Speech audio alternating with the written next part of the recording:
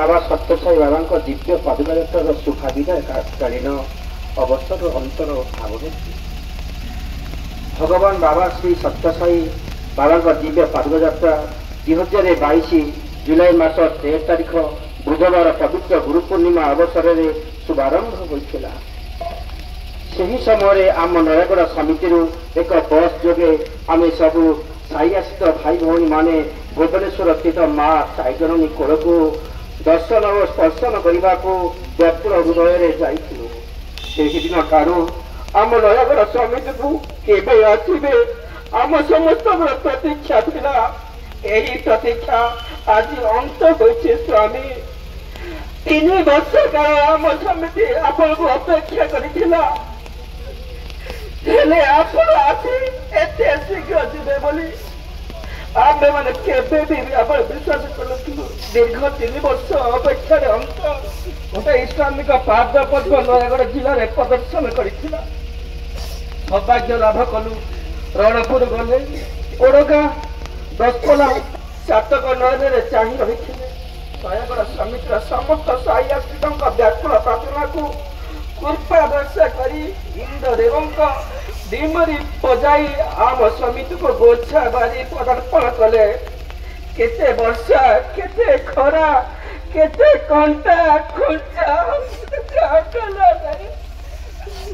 केते वर्षा केते खरा नहीं रहा नहीं प्रभु आम भाई आप केते कष्ट कले हे स्वामी।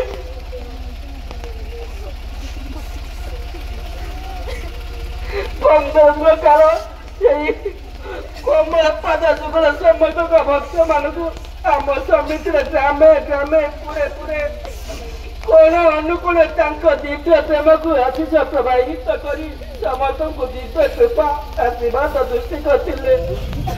केते रोगी केते भोगी और साधक मान को दर्शन दे बालक वृद्ध वनिता सचराचर नयगढ़ समिति को आम स्वामी दर्शन दे समस्त को धन्य करिसंती। आमे आरोग्य आमर आराध्य महाप्रभु को दर्शन करी किए आनंद रे पुलकित हो जाए तो आउ किए भावविह्वल हो आनंद रे अश्रुल नयन भगवान को प्रणति जनाए। धन्य तो लीला प्रभु। यही 15 दिन दिव्य प्रेम रे प्रबल हो आम जीवन किपरि कटिला आम ज्ञान गोचर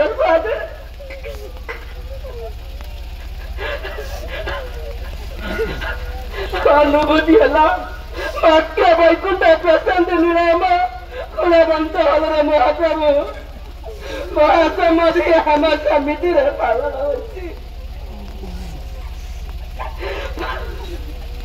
आम समिति भाई भौणी मान प्रशांत जीवन आनंद को ताठार अधिक दायित्व भावी आमको से बारे जिनिस को समर्पण कर धन्य होती प्रभु।